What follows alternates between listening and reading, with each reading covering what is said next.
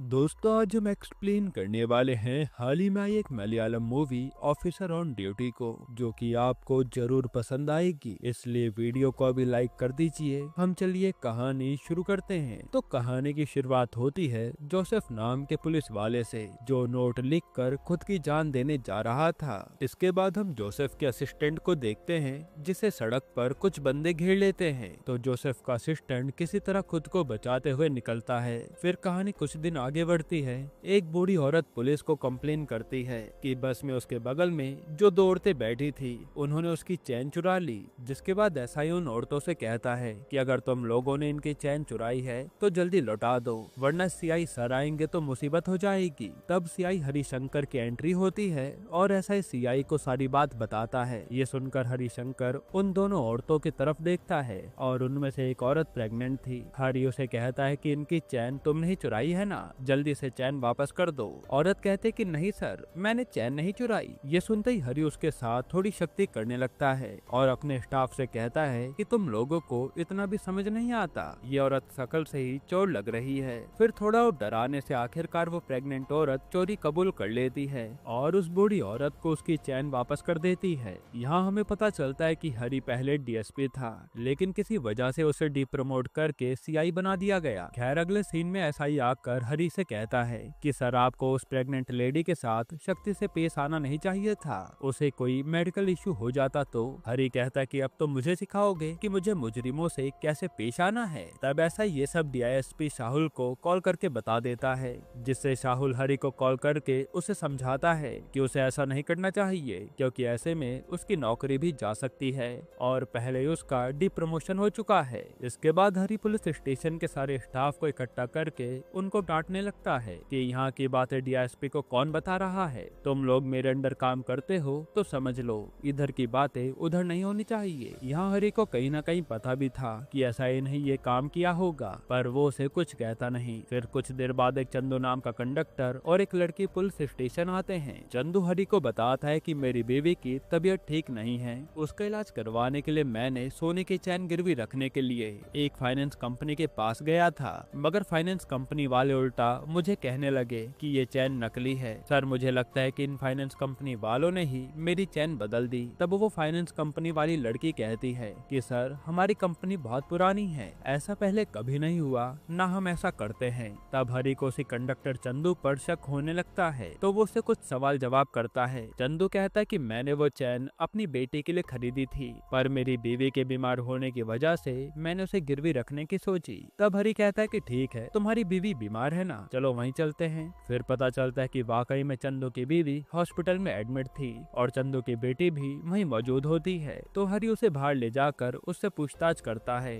अब यहाँ हम देखते हैं कि असल में वो चैन चंदू की बेटी ने ही बदल दी थी। तब वो ये बात हरि को आकर बताती है और उसने ऐसा क्यों किया ये हमें आगे पता चलेगा। इसके बाद हरि अपने स्टाफ को पता लगाने के लिए कहता है कि चंदू की बेटी ने किस दुकान में असली चैन को गिरवी रखा होगा, मुझे जल्दी से पता करके बताओ। फिर स्टाफ इंफॉर्मेशन निकाल के हरि को बताता है कि चंदू की बेटी ने उसी फाइनेंस कंपनी में वो चैन गिरवी रखी थी और उसने साथ में एक और चैन गिरवी रखी थी। हरि कहता है कि ठीक है, तुम पता करो कि उन दोनों चैनों को किस जगह से खरीदा गया था। फिर स्टाफ कहता है कि सर, एक चैन को क्वारी ज्वेलर से खरीदा गया था और उस चैन को जोसेफ नाम के पुलिस वाले ने खरीदा था, जो बेंगलोर का था, और उसने तो हाल ही में खुदकुशी कर ली। वही दूसरी चैन किसने खरीदी थी इसका अब तक पता नहीं चल पाया है। फिर हरि वो चैन लेकर जोसेफ के घर पहुंच जाता है और वो उसकी वाइफ को वो चैन दिखाकर पूछता है कि क्या ये चैन आपके हस्बैंड ने खरीदी थी। जोसेफ की बीवी कहती है कि हाँ, उन्होंने ये चैन मेरी बेटी को गिफ्ट देने के लिए खरीदी थी,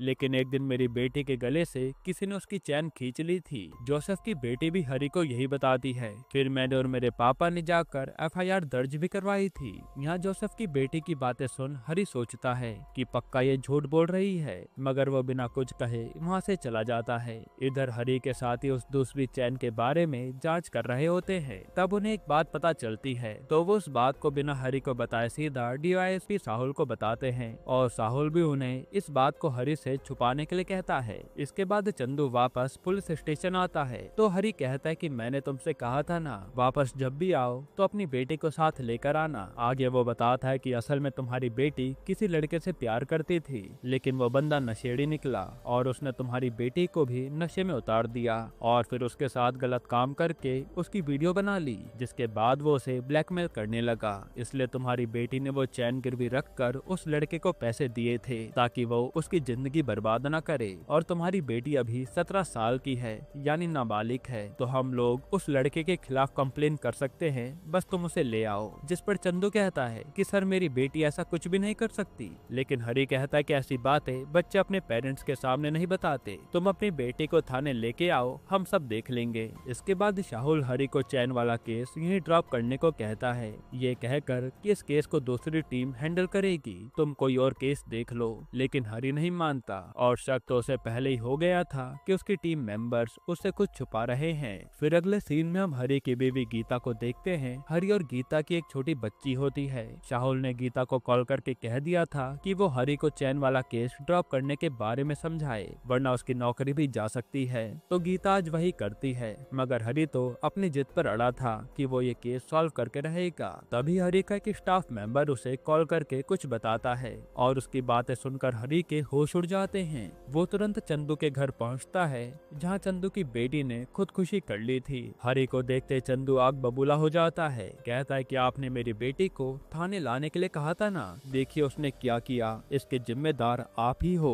असल में शुरुआत में जब हरी ने चंदू की बेटी से पूछताछ की थी, तब उसने हरी से कहा था कि वो ये सब उसकी फैमिली को न बताए, लेकिन हरी ने तो सीधा उसके पापा चंदू को सब बता दिया था। यही कारण था कि उसने अब खुदकुशी कर ली। फिर जब हरी चंदू की बेटी की लाश देखता है तो उसे बेहोशी छाने लगती है। उसी वक्त चंदू के पड़ोसी भी हरी पर हमला करते हैं कि इन पुलिस वालों की वजह से चंदू की बेटी मारी गई। तब शाहुल भी मौके पर मौजूद होता है और वो जैसे तैसे हरी को वहाँ से निकाल कर घर भेजता है। फिर हरी की बीवी गीता उसे पानी वगैरह पिलाती है और हरी उनकी बड़ी बेटी नीला के बारे में पूछने लगता है। तब गीता कहती है कि उसके सर में दर्द है, इसलिए वो सो रही है। इस पर हरी उसके रूम में जाकर उसे ढूंढने लगता है और उसका नाम लेकर बुलाता है, पर वो तो कमरे में नहीं होती। ये देखकर हरी गुस्से में गीता पर चिल्लाता है कि हमारी बेटी कहाँ है। तब गीता भी भड़क जाती है और हरी से कहते कि हमारी बेटी कहाँ होगी, तुमने तो उसे मार दिया। ये सुनकर हरी चुप हो जाता है। इसके बाद कहानी फ्लैशबैक में जाती है। हम हरी और गीता की बेटी नीला को देखते हैं। हरी नीला से बहुत प्यार करता था।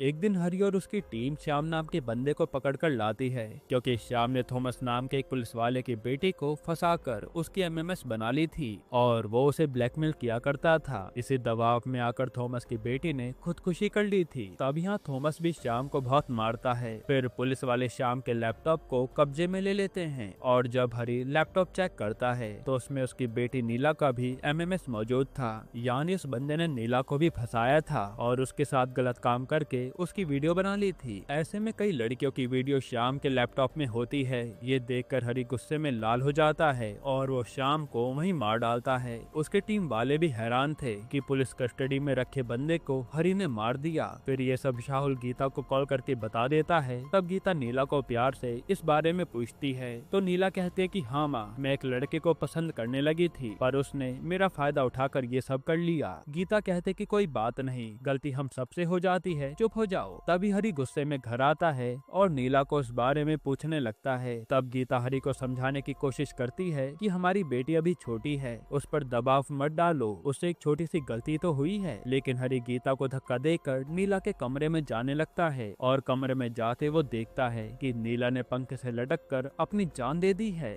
तब अपनी बेटी को मरा देखकर हरी को दौरा पड़ता है और वो बेहोश हो जाता है। तब से वो जब भी किसी की लाश को देखता उसे ऐसे बेहोशी के दौरे पड़ते थे। इधर कंडक्टर चंदू मीडिया वालों को बता रहा होता है कि सीआई हरी के कारण उसकी बेटी ने खुदकुशी कर ली, जिससे हरी का नाम खराब होने लगता है। फिर शाहुल हरी के डॉक्टर से मिलकर उसके बारे में पूछता है तो डॉक्टर कहते हैं कि हरी के माइंड में वो ट्रॉमा घर कर गया है, उसे ठीक होने में थोड़ा वक्त लगेगा। इसके बाद गीता हरी से कहती है कि तुम्हारी वजह से मैं अपनी एक बेटी खो चुकी हूँ, अब दूसरी बेटी को नहीं खोना चाहती, इसलिए हम लोग अलग हो जाते हैं, हमारे लिए यही सही होगा। जिस पर हरी कहता कि वो मेरी भी तो बेटी है, पर गीता उससे अलग होने का फैसला ले चुकी थी। फिर हरी थॉमस से मिलने जाता है जो जेल से रिहा हुआ था। असल में जब हरी ने श्याम को मारा था तो थॉमस ने उसका इल्जाम खुद पर ले लिया था और उसने हरी से कहा था कि मैं तो रिटायर होने वाला हूँ, आपको तो करियर पूरा भी बाकी है। खैर हरी को देखकर थॉमस की बीवी को अच्छा नहीं लगता। जाहिर सी बात है, जिसकी वजह से उसका पति जेल गया हो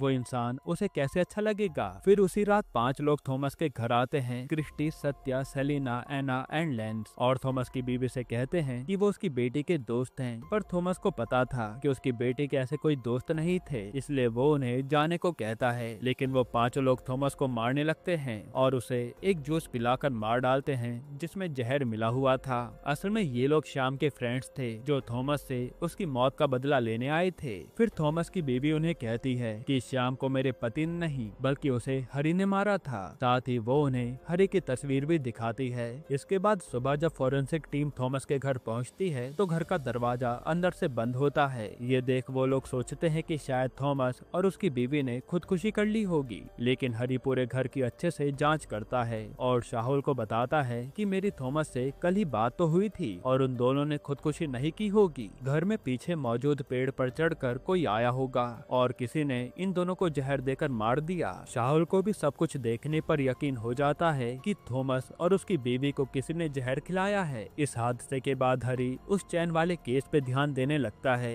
कि शायद उस केस का लिंक भी उसकी बेटी की मौत से जुड़ा हो। फिर हरी अपनी बेटी की फ्रेंड से मिलकर उसे शाम के पिक दिखाकर पूछता है कि क्या मेरी बेटी का बॉयफ्रेंड यही लड़का था। तो नीला के फ्रेंड्स कहते हैं कि नहीं सर, ये उसका बॉयफ्रेंड नहीं था। तब हरी सोच में पड़ जाता है कि अगर श्याम नीला का बॉयफ्रेंड नहीं था तो नीला की वीडियो श्याम के लैपटॉप में कैसे आई। मतलब इन सब में श्याम के साथ साथ और भी लोग शामिल हैं। इसके बाद हरी श्याम के दोस्तों के बारे में पता करने लगता है। इसी बीच वो जोसेफ की बेटी से मिलकर उससे पूछता है कि मैं जानता हूँ कि तुम्हारी चैन किसी ने नहीं चुराई थी, सच सच बताओ हुआ क्या था। तब जोसेफ की बेटी हरी को सब सच बताती है कि मैं एक लड़के से प्यार करती थी, लेकिन उसने मेरा फायदा उठाकर मेरी वीडियो बना ली और फिर मुझे ब्लैकमेल करने लगा। उसी को पैसे देने के लिए मैंने वो चैन बेची थी और इसके कुछ दिनों बाद मेरे पापा ने खुदकुशी कर ली थी। आप प्लीज ये बात मेरी माँ को मत बताना। इसके बाद हरी किसी और लड़की के पास जाता है जिसने अपनी चैन गिरवी रखी थी और वो शाम की पिक देख के कहती है कि सर मैं इस लड़के को तो नहीं जानती, पर वो चैन मुझे शॉपिंग मॉल से मिली थी। मैं जिस शॉपिंग मॉल में काम करती हूँ उसके ट्रायल रूम में मुझे वो चैन मिली थी। इसके बाद सीसीटीवी फुटेज देखने पर हरी की टीम को पता चलता है कि उस दिन सच में एक लड़की अपना पर्स ट्रायल रूम में भूल गई थी और उसने जाने से पहले शॉपिंग मॉल के मैनेजर से बातचीत भी करी थी। तो हरी मैनेजर से जाकर उस लड़की के बारे में पूछता है। मैनेजर बताता है कि मैं उस लड़की को इतना तो नहीं जानता और हम बेंगलोर के एक पब में मिले थे जहां हमने डांस किया था। बस यहाँ हमें पता चलता है कि वो 5 लोग हरी को मारने की फिराक में हैं। तब वो लोग उसे कॉल करते हैं। तभी क्रिस्टी कहता है कि उस हरी को एना के बारे में पता लग चुका है और हमें अब उससे बचना होगा। इधर हरी अपने सीनियर से केस के बारे में डिस्कस करके बेंगलोर के लिए निकल जाता है एना के बारे में पता करने के लिए। वहीं बात करें इन 5 की तो ये लोग कभी बेंगलोर तो कभी केरला शिफ्ट होते रहते थे, हमेशा नशे में डूबे रहते थे और इसी चक्कर में इन्होंने कई लड़कियों को ब्लैकमेल भी किया था। खैर फिर हरी बेंगलोर के पुलिस स्टेशन जाता है जोसेफ के बारे में पूछताछ करने के लिए और बातचीत करके हरी को ऐसा अंदाजा होता है कि शायद श्याम और उसके दोस्तों ने जोसेफ की बेटी को भी ब्लैकमेल किया होगा और जोसेफ को ये बात पता चल गई होगी, इसलिए उसने अपनी जान दे दी। यहाँ हरी एक और बात नोटिस करता है कि ये लोग सिर्फ पुलिस वालों की बेटियों को ही ब्लैकमेल कर रहे हैं, जैसे जोसेफ, थॉमस और हरी। तभी हरी की कोई साथी उसे कॉल करके बताती है कि उसने एना को किसी पब में देखा है। तो हरी कहता है कि तुम उस पर नजर रखो, मैं अभी आ रहा हूँ। मगर यहाँ एना को पता चल जाता है कि वो औरत एक लेडी पुलिस वाली है, तो वो उसे किसी तरह चकमा देकर निकल जाती है। फिर ड्राइव करते हुए वो क्रिस्टी को बताती है कि हरी और उसके साथी मुझे फॉलो कर रहे हैं। तब क्रिस्टी और उसके बाकी दोस्त एना को बचाने के लिए निकलते हैं। वहीं एना की गाड़ी हरी की नजरों से ओझल हो जाती है। फिर जब हरी अपनी गाड़ी से उसे ढूंढने के लिए उतरता है तो एना हरी को गाड़ी से उड़ाने की कोशिश करती है, पर खुशकिस्मती से हरी तो बच जाता है। पर तभी एक लॉरी आकर एना की गाड़ी को ठोक देती है, जिससे एना की वहीं मौत हो जाती है। फिर जब ये खबर क्रिस्टी और उसके दोस्तों को पता चलती है तो उन्हें लगता है कि उसे हरी नहीं मारा है और वो लोग मानो बदले की आग में जलने लगते हैं और हरी को मारने का प्लान बनाते हैं। फिर अगली सुबह हरी मुर्दा घर जाकर वहाँ के लोगों से कहता है कि अगर एना को देखने या उसकी बॉडी ले जाने के लिए कोई आए तो मुझे तुरंत बता देना। साथ ही वो अपनी टीम को भी वहाँ निगरानी पर लगा देता है। हालांकि एना के दोस्त उसे देखने आते हैं और उन्हें देख एक लेडी डॉक्टर उन्हें डांटने लगती है कि आप लोग अंदर कैसे आए, और वो तुरंत हरी को बताने के लिए कॉल करती है। पर ये लोग तो उस डॉक्टर पर हमला करके भाग जाते हैं। फिर जब हरी उस लेडी डॉक्टर से मिलने पहुंचता है तो वो उसे बताती है कि उन चारों में से मैं 2 बंदों को जानती हूँ। उन दोनों ने हैवी ड्रग्स का डोज एक बार लिया था, तब खुद का इलाज करवाने के लिए वो मेरे पास आए थे। फिर हरी जोसेफ के असिस्टेंट के पास जाकर उससे पूछता है कि मरने से पहले जोसेफ कौन से केस पर काम कर रहा था। तब वो उसे श्याम और उसके 5 दोस्तों की पिक भी दिखाता है। फिर जोसेफ का असिस्टेंट हरी को बताता है कि एक दिन एक बस कंडक्टर ने जोसेफ को कॉल करके बताया था कि उसकी बस में बैठे कुछ लोग नशा कर रहे हैं। तब जोसेफ ने वहां पहुंचकर श्याम, एना और सेलिना को अरेस्ट कर लिया था और श्याम ने जोसेफ से कहा था कि सर, आपको जितने पैसे चाहिए आप ले लो, मगर हमें छोड़ दो प्लीज। मगर जोसेफ एना के कंधे पर हाथ रखते हुए कहता है कि मुझे पैसे नहीं चाहिए बल्कि कुछ और चाहिए, जिस पर एना ने गुस्से में जोसेफ के मुंह पर थूक दिया था।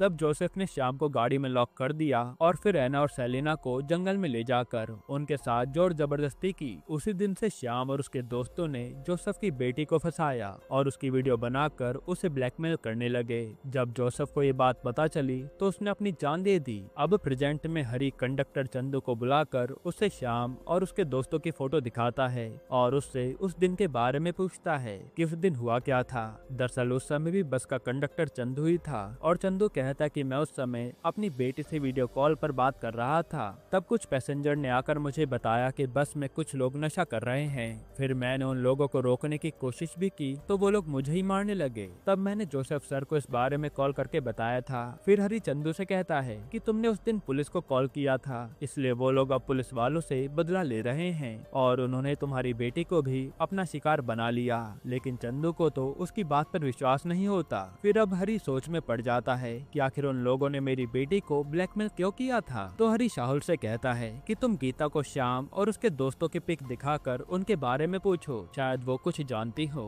फिर फोटो दिखाने पर गीता शाहुल को बताती है कि उस दिन वो और उसकी बेटी नीला भी उसी बस में थे जो बेंगलोर से केरला जा रहे थे। नीला ने देखा कि श्याम उसकी गर्लफ्रेंड को किस कर रहा है और वो लोग नशे किए जा रहे थे। ये सब नीला की माँ गीता ने भी नोटिस किया और श्याम और उसके दोस्तों को डांटने लगी कि तुम पब्लिक ट्रांसपोर्ट में ये सब कैसे कर सकते हो। और जब उनके बीच में अनबन होने लगी तो गीता ने जाकर कंडक्टर को ये सब बता दिया। इसी कारण श्याम और उसके दोस्तों ने गीता की बेटी को भी टारगेट बनाया था। अब ये सब जानकर हरी सोचता है कि नीला की मौत का जिम्मेदार मैं नहीं बल्कि गीता है। तो शाहुल कहता है कि मैं गीता को ये बात बता दूंगा, लेकिन हरी कहता है कि नहीं, गीता को अगर पता चलेगा तो वो ये सब चीज बर्दाश्त नहीं कर पाएगी, इसलिए हम उसे कुछ ना बताएं तो यही अच्छा है। इसी बीच हरी और गीता का डिवोर्स केस भी चल रहा होता है। खैर फिर हरी का एक आदमी उसे कॉल करके बताता है कि क्रिस्टी और उसके दोस्त चंदू का पीछा कर रहे हैं और चंदू अपनी मरी हुई बेटी की फोटो फ्रेम बनवाने कहीं गया होता है। तो हरी और उसकी टीम वहां पहुंचकर उस पर नजर रखने लगते हैं, लेकिन क्रिस्टी और उसके दोस्त मौका देखकर चंदू पर हमला कर देते हैं। तब हरी और उसकी टीम आसपास ही थे और वो लोग चंदू को तुरंत हॉस्पिटल लेकर जाते हैं।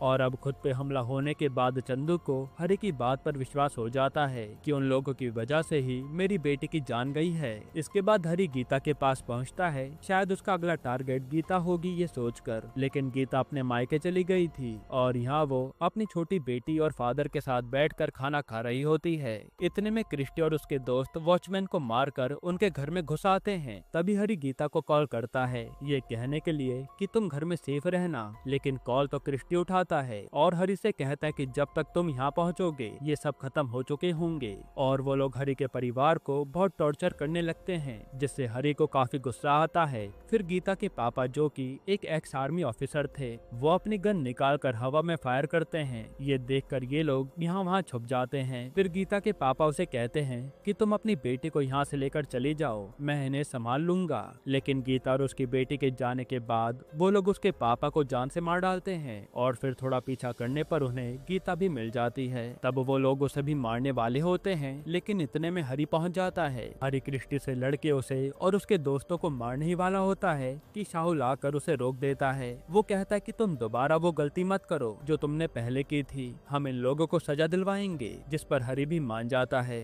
फिर कुछ दिन बाद हरी की बेटी का बर्थडे होता है और गीता और हरी बर्थडे पार्टी की तैयारी में लगे हुए थे। और अब गीता हरी को डिवोर्स भी नहीं देती क्योंकि उसे क्रिस्टी और उसके दोस्तों से सच का पता चल चुका था। अब बर्थडे पार्टी में शाहुल हरी से पूछता है कि तुमने न्यूज़ देखी क्या। इसके बाद कहानी थोड़ा पीछे जाती है, जहाँ क्रिस्टी और उसके दोस्तों के खिलाफ कोई सबूत न होने की वजह से कोर्ट ने उन्हें छोड़ दिया था। तब वो लोग किसी जगह पर जाकर फ्रूट्स खरीदते हैं और वो लोग खाते समय यही डिस्कस कर रहे थे कि कि इस हरी को रास्ते से कैसे हटाएं। और हैरानी की बात तो ये थी कि हरी ने पहले ही उन फ्रूट्स में जहर मिलाया होता है जिन्हें खाकर उन लोगों की वहीं मौत हो जाती है। और शाहुल हरी को इसी न्यूज के बारे में पूछ रहा था। हालांकि उसे यकीन था कि उन्हें हरी नहीं मारा होगा, लेकिन हरी उसे कुछ भी नहीं बताता, बस कहता कि अच्छी बात है वो लोग मारे गए, वैसे मुझे इस बारे में कुछ भी नहीं पता। जिसके बाद ये लोग पार्टी एंजॉय करने लगते हैं। यहीं पर ये मूवी खत्म होती है। दोस्तों, आपको ये मूवी कैसी लगी हमें कमेंट में जरूर बताइएगा। और इसके अलावा आप कौन सी मूवी का एक्सप्लेनेशन चाहते हैं वो भी कमेंट कीजिएगा। और हाँ, अगर आपको एक कमाल की मूवी देखनी है तो आप ये वीडियो देख लीजिए।